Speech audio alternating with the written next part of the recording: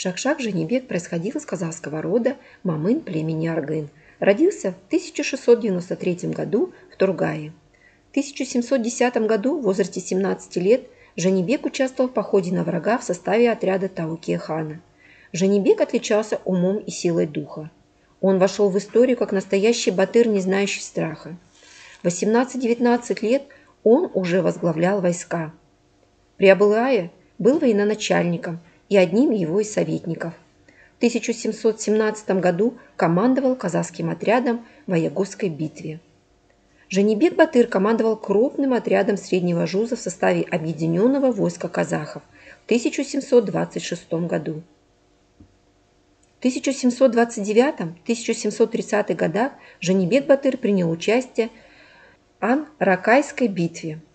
В 1738 году Шакшак Женибек со своими джигитами сразился с калмыками.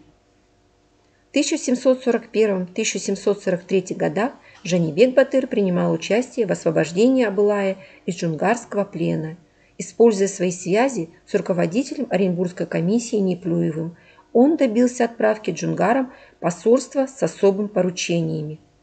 Женибек участвовал в переговорах об установлении торговых отношений и укреплении политических связей с Россией. В 1743 году российское правительство присвоило ему звание Тархан и поручило обеспечивать безопасность караванов, следующих из Средней Азии в Оренбург.